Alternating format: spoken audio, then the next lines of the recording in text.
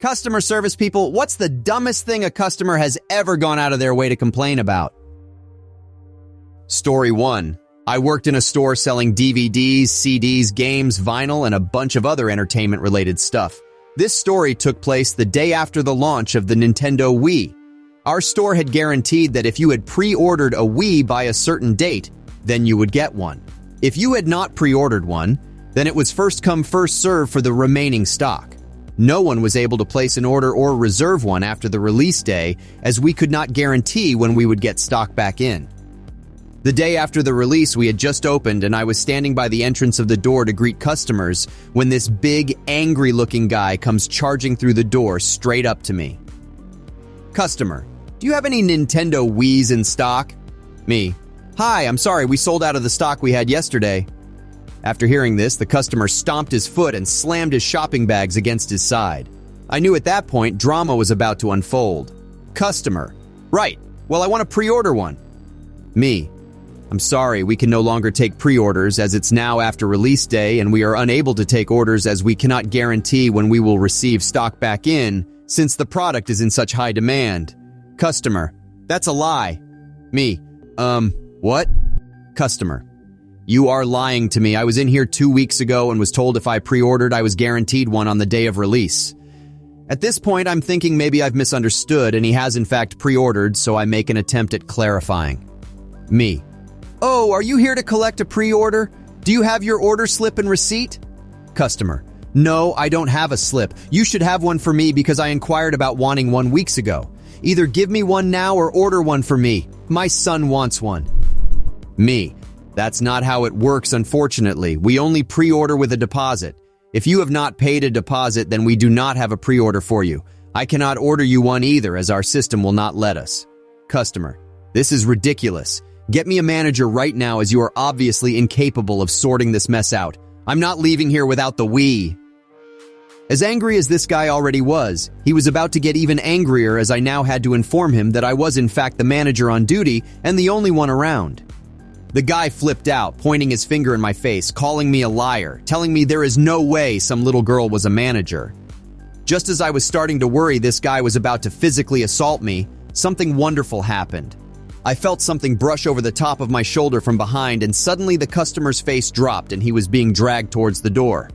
Unbeknownst to me, our security guard had just come on shift and was just entering the shop floor when he heard the customer screaming at me.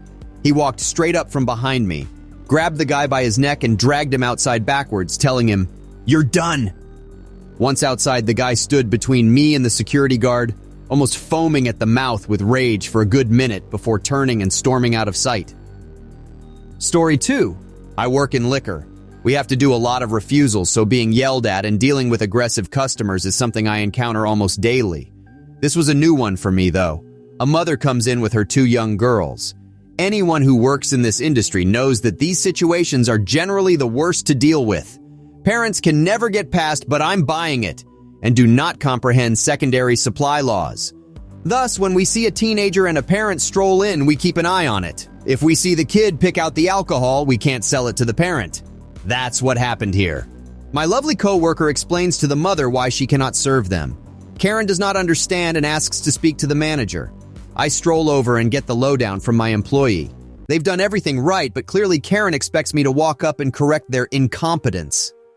Alas, no, I back up my employee and explain the legal reason why we won't serve her tonight or the rest of the day. She looks ready for a fight. She shouts, "This is ridiculous!" and starts saying a million what-ifs. She says, "So, what if I left them in the car and came in myself? Then you wouldn't have known, right?" Yep, correct. There are indeed ways you could have gotten away with it if you were smart. Unfortunately for you, this is not the case. She explains it's for an 18th birthday party the girls are attending, and it's a present for the birthday girl. Again, I do not care. She rants and raves some more before throwing her hands up and saying, "I can't believe this," and storms out. On her way out, she looks at our wall where we have liquor licensing laws displayed. She says, $19,000? The amount we'd be fined if we were caught selling to minors, and walks out. It was weird, but we laugh it off, saying we hope she's learned something. I tell my employees if she comes back in today, don't serve her and call me over. 4 hours later, I get called back to the front. She's standing there with a big smile on her face. She says she wanted to come back and apologize for her daughter's behavior. They're just young girls, so they get frustrated easily, but she explained the law to them and it was a good teachable moment. At length, she explains how she sat them down and said, "They're in a tough position. They'll get fined if they serve us." In case it wasn't clear, not once during the whole interaction had either of her daughters even spoken. They just stood there looking humiliated while their crazy mother went off. I kept saying, "We appreciate it, that means a lot," to get her out of the store, but she held us up for 5 minutes, patting herself on the back, painting this picture of her Hellraiser children, and herself as this beautiful example of understanding and good parenting. Everyone she was speaking to was a witness to what had happened. We all knew that's not how it went down. Truly bizarre. Story 3. A little while back, I was at work, and it was a particularly busy day, so I was rushing a bit. I walked past a very flustered-looking man standing next to another man in a wheelchair. Both of them were outside the toilets. Just for context, the main toilets have multiple cubicles, but there is also a disabled toilet which is separate. I walked past them in a hurry, and as I got probably a few feet past them, the flustered-looking man says, "Excuse me?" He sounded really irritated, so I flinched and wished I was anywhere else. But I still turned around with a big smile on my face and said, "Yes, can I help you, sir?" He responds, still sounding just as belligerent, "The door for the disabled toilet won't open." Now I'm already internally rolling my eyes because he's talking to me like I'm the one who has personally locked or broken the door, and also like he is definitely expecting me to be able to instantly fix it. I don't say anything, but I go to have a look at the door. He's still talking behind me saying, "I've been trying and it won't open." I look at the door, and now it becomes really difficult not to react. The little indicator on the door is red, indicating that the toilet is occupied. I turn back to him and say, "Sir, the toilet is occupied. See the little red thing?" He stares at it in silence for a moment, and then actually says this sentence to me. "Well, what am I supposed to do with that? How long are they going to be?" I was honestly just lost for words at this point. After a few seconds of silence, I just said, "I'm not really sure what to suggest, sir." He then has the audacity to roll his eyes at me and then be like, "Ugh, fine." Honestly, one of the weirdest discussions I've ever had in 5 minutes of my life I'm never getting back. Story 4. So this happened earlier today. I was on till serving duty, as were a couple of others. It was busy, so there were a few of us on the tills. As the number of people started to dwindle, the till in front of me closed down and was serving the last few customers who already had shopping on her belt. I had been serving for a good few minutes afterwards and started closing down too when I noticed the number of people at the till in front of me hadn't changed. There were 2 people left. A guy who had a few bits and an elderly woman who was in front of him. The elderly woman was trying to use a coupon that, for whatever reason, was simply not working but was adamant about using it. I couldn't hear the details, but let's be honest. The lyrics may change a bit, but the dance is always the same. At this point, I had nearly served everyone who was left on my belt, and I honestly felt bad for the guy who at this point must have been standing there waiting for 10 minutes or more. I managed to catch his eye, smiled and gestured for him to come over to my till. He smiled back, picked up his couple of items and put them on my belt. I only had one customer left before I could serve him. "Those are on offer," demands the woman I was serving, pointing at her bakery items. "Those are buy 2, get 1 free. I know they are." Me, "Sorry, but I'm pretty sure those are not the items on offer." Her, "Yes, they are. I saw the sign. I know those are the ones on offer." Me, "I'll get someone to check for you." A minute passes and I get informed that her baked goods are in fact not on offer. She doesn't say anything. Me, "So that'll be..." Her, "What about those? I know there's an offer for them." She's now pointing at some other food items. "Get someone to check them too. I know they're on offer." I'm only partway through asking someone to now check for another offer, when the guy who I had beckoned across mutters something under his breath and just promptly walks out of the store, leaving his shopping behind. As he left, I saw the elderly woman still at the till in front of me, now with a manager there too. Even though I knew I was going to have to put his shopping back, I honestly felt bad for the guy. Oh, and in case anyone was wondering, none of the items the lady at my till bought were on offer. Story 5. Diamond Specialist here. I had this woman come in to get her ring cleaned and polished that was not from my privately owned business. I told her if she wanted it cleaned, I would need to take it in the back to the high-pressure steam cleaner to get all the junk out of it. Lotions, conditioners, makeup, daily wear and tear, blah, blah, blah. Anne said she was perfectly fine with that, as I told her it could take up a few minutes. I come back out with a brand new looking engagement ring because it was actually clean. Automatically, she asked for a jeweler's loupe to inspect her diamond. I graciously hand her one and said, "No problem." This starts the thorough inspection of her diamond. She huffs and puffs multiple times, flips her hair, and turns the loupe around. There is no difference between sides on a jeweler's loupe.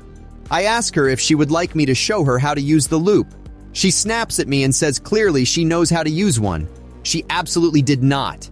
Distance from the eye to the loupe is about 1 inch, and the distance from the loupe to the piece is another inch. "You switched my diamond," she proclaimed.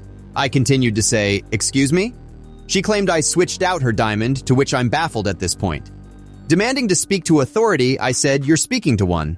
She kept saying it looks wrong and this wasn't the diamond she purchased, so on and so forth. I tried reasoning with her until I had to get very blunt. "I'm assuming you don't know how this works. For me to switch out a diamond, and a marquise shape at that, I would have had to know your exact dimensions of the diamond before you came in here. Your diamond isn't from here, but I said I would clean it for free for you. Now you're accusing me of switching out your diamond within 2 to 3 minutes when it would have taken me at least 10 minutes to even try and find a stone that had your same exact dimensions. Because if it didn't, I would have had to change the head of your diamond to hold a different size stone, which requires a jeweler's torch, putting on a new one, and then cleaning your ring to perfection to dip into the rhodium. All of that alone would have taken me a solid 45 minutes. Rhodium is $20,000 per ounce right now, and if you think I'm going to contaminate a batch of rhodium on your ring to maybe get a profit of $1,000 on switching out your stone is absurd. Kindly take your ring back to where you bought it from to have them confirm with you that it is indeed still your diamond. And do not ask for me to service your ring ever again." She huffed and puffed and walked out. I got a call later from her husband apologizing, saying that he heard the story and it was her diamond. Educate yourself before you accuse a professional of theft, idiot. Story 6. I work in a secondhand store, not in the US, and we have a policy that we don't do returns or exchanges. We have notes all over the store saying that, and the receipt clearly states it too. Today, when I was working the register, a man in his late 40s came up to me with a vinyl record and wanted to return it because he already had another copy of it at home. It had cost him a little less than $3 when he bought it from us. I said, "Unfortunately, we don't do returns or exchanges," and he exploded. The look on his face was fascinating. He got completely red, eyes widened, his jaw dropped to the floor, and smoke would shoot out of his ears if it could. At first, he asked what we would do if the record was broken because all of a sudden the record had a scratch at the end, even though just a second ago that wasn't why he wanted to return it. I answered that we are unable to try the vinyls before we sell them and can only go by the quality of the record itself. That apparently just made it even worse, and he yelled, "You are making me so freaking angry! How about this then?" And he broke the record in half right in front of me. When it didn't completely break, he then did it again, over his leg this time. Then he threw it on the floor and stormed out yelling about how much we sucked. Why are grown people acting worse than a 4-year-old over $3 when it's their own mistake? Well, at least I never have to see him again. I got support from other customers while he threw the tantrum, so at least I had people there to roll my eyes with. Thanks for watching till the end, and don't forget to subscribe and like for more of these ridiculous stories. Love you all and stay safe out there in that crazy world. Much love. Peace.